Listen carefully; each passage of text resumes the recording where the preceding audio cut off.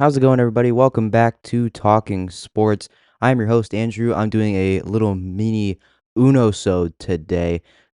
I'll be recapping most of the MLB trade deadline that happened this past Thursday.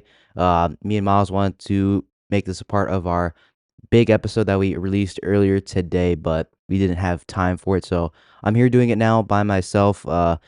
If Miles was here, he'd probably have a little bit of an input on most of the stuff. So I'm just gonna go ahead and jump straight into it. I'll be listing every big deal that happened where certain players went to which team. So let's just go ahead and get straight into it. So last deal to be reported was the Kansas City Royals acquiring outfielder Mike Yastrzemski from the San Francisco Giants, which is a good trade for the Royals, who right now have been very disappointing up to this point, but are still kind of in the hunt for a playoff spot in the AL Central and in the AL wildcard race. And the Royals just need a major league bat, and that is certainly what Mike Yastrzemski is. He's a really solid major league bat, and the Royals made a good move by getting Mike Yastrzemski here, adding to that outfield that has been very, very bad this season. Next trade was the Minnesota Twins acquiring Taj Bradley in exchange for Griffin Jack. So the Tampa Bay Rays adding a very good reliever who's been a little bit more inconsistent compared to last season, but still very solid reliever that they can add to hopefully get them back on track and get them back in the playoff hunt and maybe help them contend for a playoff spot. And the Twins getting a very raw pitching talent in Taj Bradley, who is a former top prospect and really hasn't met the same level of hype that everyone else thought he would reach. And I think a change of scenery would definitely help. And it doesn't really help that the Rays right now are playing in a minor league ballpark, in a spring training ballpark, I should say. And the Twins are very good at developing pitching. So, hope maybe Taj Bradley can unlock something with the Twins out in Minnesota. Next trade, Charlie Martin going to the Tigers.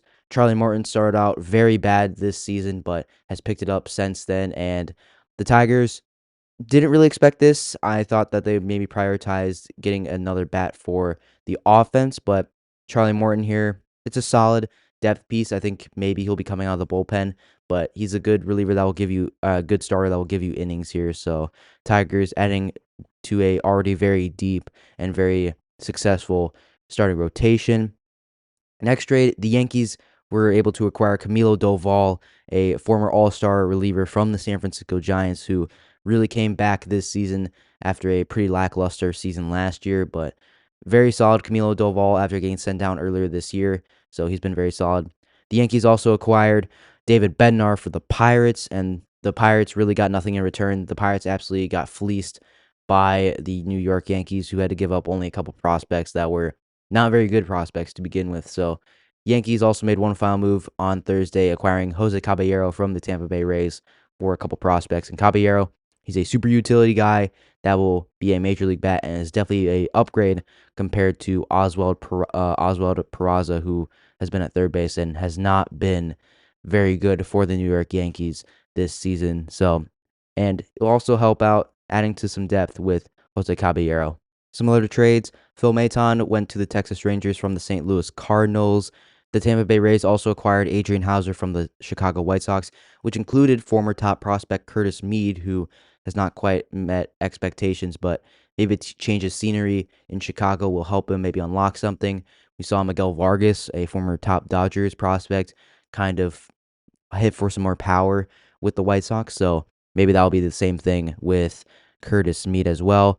The Boston Red Sox acquired Dustin May from the Dodgers. I like this for Dustin May. This gives him an opportunity to get some consistent innings in the big leagues. And with the Dodgers, there is just no room. There's so many good starting pitchers for that team.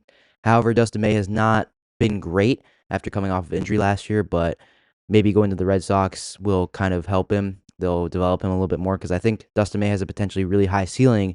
It's just a question of whether he will get there.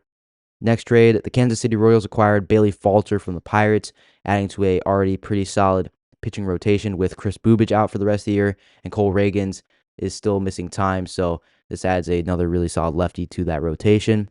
The Cubs, who had a very disappointing trade deadline, added Willie Castro from the Twins. This was their big move, other than acquiring Mike Soroka as well from the Nationals, and Soroka actually just got hurt, and now that trade is not looking very good for the Chicago Cubs. But they acquired Willie Castro, which is a little bit interesting because I didn't really think that third base was really a area of need because they have some really good major league players there as well. But Cubs making a good trade here, trying to get some more production out of that third base spot because Matt Shaw has not been very good this season. John Birdie is fine at third base. He's a kind of a utility guy, but he's definitely not a guy that you want there playing every single day. So appreciate the Cubs, I guess, making a little bit of a trade to try and upgrade a position that I don't know necessarily was of need. Next trade, the Texas Rangers acquired Merrill Kelly from the Arizona Diamondbacks. This is a really good trade for the Rangers who need just some quality pitching. They didn't need an ace, but they got a really solid middle of the rotation guy in Merrill Kelly who will give you 6 innings, give you only up a couple runs. So Merrill Kelly, very solid. He has that playoff experience. That's a good trade for the Rangers to hopefully get them back to the playoffs. The Dodgers acquired Alex Call from the Washington Nationals, who is a really good depth piece, and that's what the Dodgers really need, a lot of good depth, and Alex Call is definitely that. San Diego Padres made one of the biggest trades of the day, acquiring Ryan O'Hearn and outfielder Ramon Laureano from the Baltimore Orioles, and giving up 6 prospects, which is really insane.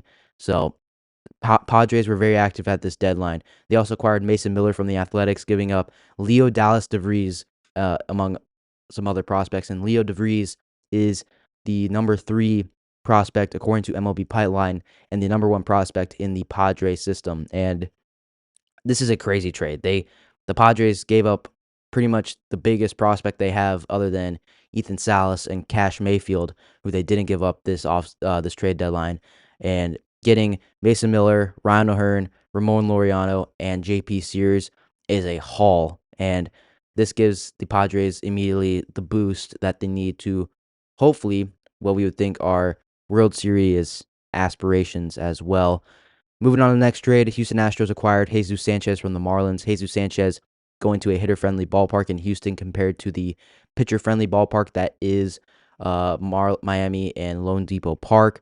Jesus Sanchez has got incredible bat speed, so that's a good move for Sanchez. We'll probably see him take a step up this later in the second half of this season. Astros have been very surprising this season. We did not think that they would be contending for a playoff spot. Well, they proved us wrong, and they are adding also as well Carlos Correa, which is humongous as well. Carlos Correa got traded from the Twins, who the Twins traded pretty much everybody. They traded 10 players, and on the day of the trade deadline, before a game that they had to suit up for, they only had 16 players on their active roster by the end of the day, which is absolutely insane. And the Astros acquired Correa, and they had to pay a bunch of money to the Twins. The Twins gave the Astros a bunch of money to pay for Carlos Correa, but Astros getting Correa and then you also get Jesus Sanchez are 2 pretty good bats. And I think Correa actually homered in one of the first couple games that he was back in Houston. So hitter-friendly ballpark for Carlos Correa. So we'll see what Correa can do for the rest of the season. Texas Rangers also acquired Danny Coulomb from the Minnesota Twins as well. Again, Twins kind of unloaded their whole major league roster and sold heavy. New York Yankees also acquired Jake Bird from the Colorado Rockies for Rock Riggio, Ben Shields, and that was pretty much it. Jake Bird been really good for the Colorado Rockies out of the bullpen. However, Jake Bird was sent down to AAA, which was very interesting. So I'm not sure what the Yankees were doing there, but Jake Bird was acquired. He's been very solid. He adds a little bit more bullpen depth to a Yankees team that has not very good bullpen depth. Next trade, Yankees also acquired David Bednar. Excuse me. Sorry, I already mentioned that. I'm just reading this off of Jeff Passan. The Mets acquired Cedric Mullins from the Baltimore Orioles. Really good trade for the New York Mets, who were able to get a very solid center fielding player that can kind of platoon with Tyrone Taylor, who gives very, very good defense. So Mets really addressed a big hole that they had. So very good move by the Mets, and they didn't have to give up too much to the Orioles as well. Next trade, Phillies acquired Harrison Bader from the Twins for a couple prospects. Again, really big trade there. Then the Toronto Blue Jays acquired Shane Bieber from the Cleveland Guardians. Bieber, who is currently injured right now, but is slated to be coming back very, very soon. And Bieber is a very solid pitcher, former Cy Young Award winner. I'm interested to see what he'll do out of the rotation coming off of Tommy John surgery, so we'll just have to wait and see. how that turns out. The Cincinnati Reds, division rivals of our Milwaukee Brewers, acquired Zach Littell from the Tampa Bay Rays. Littell has been very solid for the Tampa Bay Rays. He's a good mid-rotation guy on an expiring deal. So Reds adding to a pretty deep starting rotation with Hunter Green, Nick Lodolo, All-Star Andrew Abbott, and Brandon Williamson, who I think is pretty solid as well. And Rhett Lauder is supposed to be coming back pretty soon. So Reds getting Zach Littell adds to that rotation. The New York Mets also made another trade, acquiring Ryan Helsley from the St. Louis Cardinals, only giving up a couple of prospects. Nothing too crazy here. Mets getting a really good bullpen arm, adding some depth to that bullpen, getting a really good closer in Ryan Helsley. The Phillies made a humongous trade on Wednesday, acquiring Johan Duran from the Minnesota Twins for right-handed prospect Mick Abel, who's a top 100 prospect for the Philadelphia Phillies, and Eduardo Tait, a catching prospect who's also in the top 100 prospects according to MLB Pipeline. This was a big trade for the Phillies, but they got their closer that they desperately needed, and now that addresses the one big issue the Twins had on their roster. But two really good prospects for Johan Duran, pretty good for the Minnesota Twins. Seattle Mariners acquired left-hander Caleb Ferguson from the Pittsburgh Pirates. Mariners got a little bit more depth in that bullpen. Caleb Ferguson is a ground ball machine, and the Mariners with pretty solid infield defense.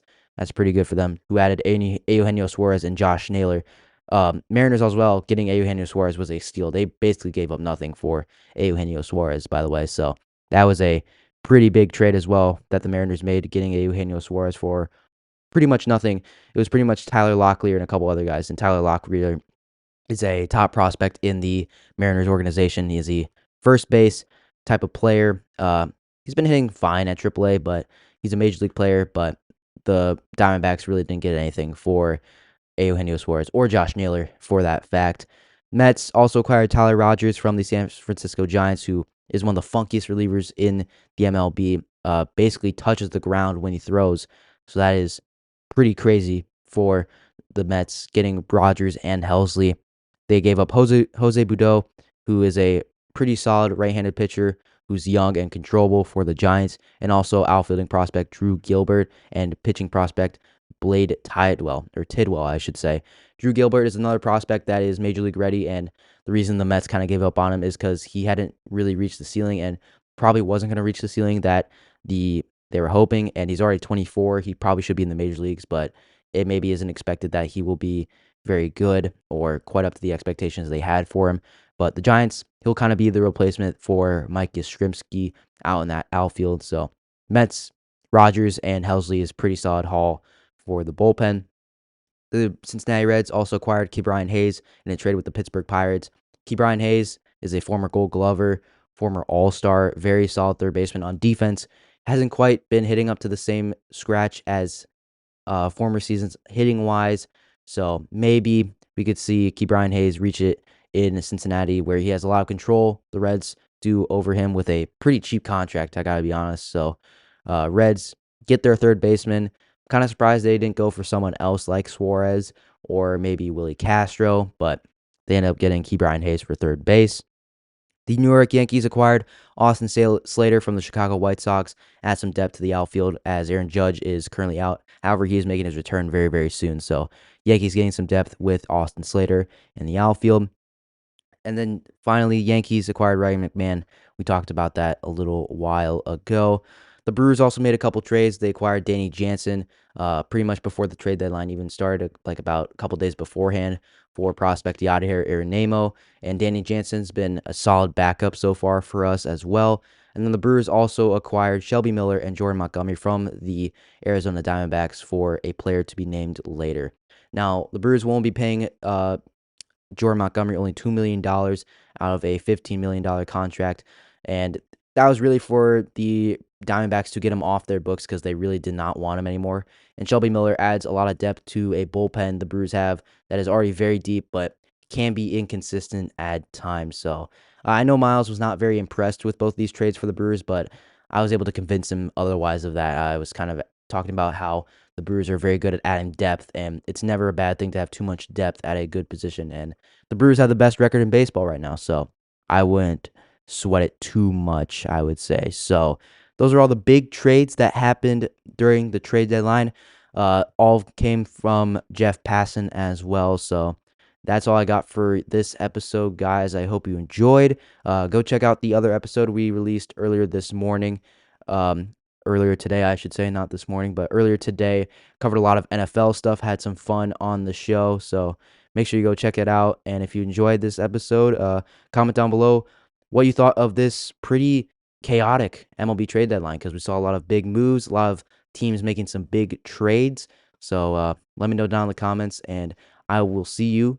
Me and Miles will both see you in the next episode of Talking Sports. See you then.